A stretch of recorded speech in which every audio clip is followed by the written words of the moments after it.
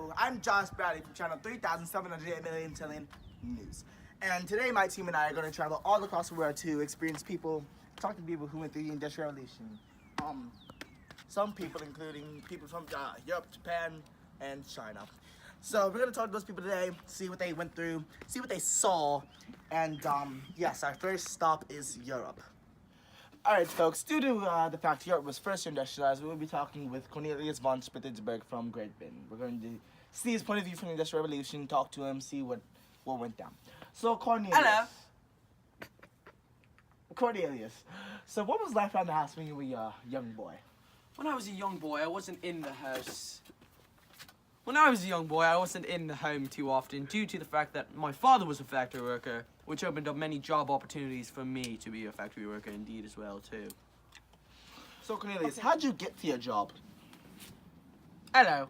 I was able to get to my job with the new industrialized steam engine ran on coal, which was a cool invention in my days. It allowed me to get places fast on the trolley.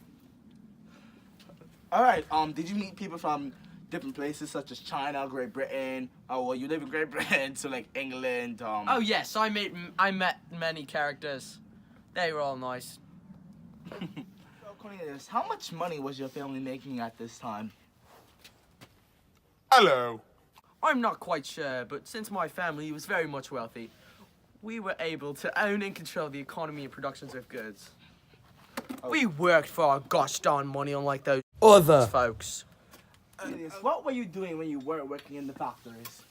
Hello. When I wasn't working in the factories, I was able to, you know, play some recreational activities. Like what? Like throwing darts with the mates. Oh, But this was due to the fact that Europe was thriving since we were the first to industrialize and we were on top. Alright folks, we will be leaving you up. Thank you Cornelius for your time. No problem. Chap. Okay, we will be heading over to one of our next places, Japan. Good evening folks, it is day 2 on our worldwide exponential experience. I am here with someone from Japan. His name is Haruto Amano. He's here to talk about the Industrial Revolution. Good evening Haruto Amano, how are you doing on this lovely... Namaste! Okay then. I'm here to ask you a few questions about the Industrial Revolution that you've been through. Is that okay? Alright folks, we'll be back in a few short minutes. What were your experiences with the Industrial Revolution? Mr. Manu, what were your experiences with the Industrial Revolution? So, basically, at first, we were not industrialized. We were isolated from all the rest of the world, and that's just how it was.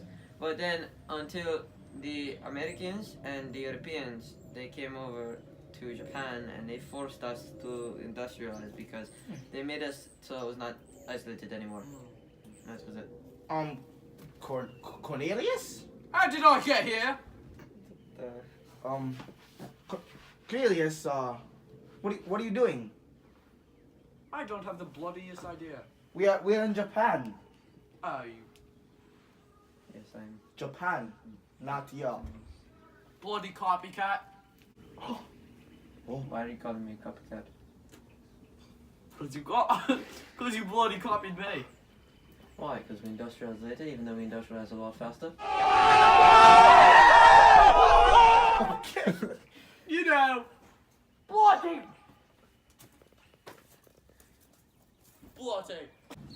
Mr. Amadu, we do know that you used to work in these factories, is that correct? Yes. So, how was your experience in these factories? Would you like to elaborate on that experience? Well, you see, the conditions in these factories, it was not good. They were very dangerous. The conditions were terrible. I almost died many times, like probably close to 6. It was just overall just a very bad time. It was not fun at all. So, Mr. Amanu, what was your experience in these dangerous work environments? Would you elaborate more on that, please? So there were these some technological advancements. They were not as advanced as others, meaning that they broke down easily and it caused many problems. And one of the more technologically advanced ones that we had was called the steam hammer, and with the steam hammer, basically just pressed things together and made it easier to shape things. Nice. Mr. Aman, did the new machinery change the pace of products being made? Yes, there was a mass production of goods being made at a feasible pace, which made factory owners and buyers very happy because they were able to access more goods than ever before. Well, Mr. Aman, thank you for your time. We will be leaving here shortly. So.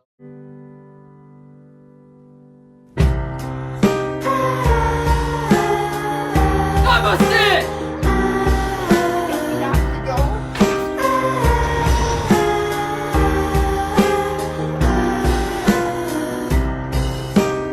We have now traveled to China to talk to Skit, who went through the Industrial Revolution. How are you doing, Skit? I'm doing great. Good. We are here to talk to him, see how China industrialized. So how did China industrialize? We didn't. Why didn't you industrialize? Instead, we tried to, well, we actually did. We isolated ourselves from the rest of the world to try to develop our, cultural and traditions for And ourselves. How did that go for you, Skit? It wasn't very good because then we kind of fell into a period of decline. Okay. Interesting. Clip it. And what were some of the results of the decline?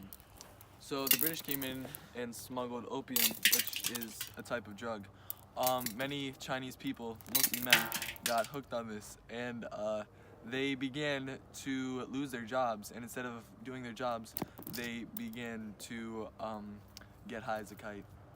So, Skit, would you like to explain the unequal treaties that were put into place after the Opium War, please? So the unequal treaties led to the spheres of influences, which was groups of areas of land that were controlled by outside countries such as the Japanese, the Russians, the British, the German, and the French. So, along with the spheres of influence, did that affect your economy or like socioeconomic, society is anyway? Indeed. Because by looking over here, it's a lot of debris. Would you like to explain all the debris around here? Yes, that is as a result of the decline of economy. With the decline of the economy, many people began to become mad, and this led to deforestation. Well, thank you, Skit, for your time. You should probably clean up this place, but... Alright, folks. So as we return back on our expedition for industrialization, I'm here back in Europe to talk to one of the few people who lived through the Industrial Revolution. And his name is Igor Skit. How are you doing, sir? Fantastic. Fantastic, okay. So I'm just gonna ask you, a simple question. What was the industrialization in your perspective? How did you go with it? What were your views? Well, the people owning the factories became very wealthy with the work conditions, and the people that worked in the factories did not profit as much. Yes. So they were living in poverty and poor conditions. So socialism allowed for a bit of a more equal socio-economic distribution. Yeah. And there was less, the government made cheaper, it allowed people to buy stuff cheaper. Right. Okay. Yeah. Well, let me check my watch. I think that's all that time we have for today. Thank you, sir. Thank you, babe. Okay, folks. Oh. Hello, news station. Now that we have went through the Industrial Revolution of people who went through it, such as Europe, Japan, China, and Russia, now we have a better insight of how the world came to be today. Thank you. I'm Josh Bradley. Have a good night. Great day at the news station. What are you doing here? I work for my house. Why are you here? Don't you mean my house? What do you mean I paid for my house? This is my house, too. Everything here is publicly owned. This is China. This is communism at its finest. I live in Europe.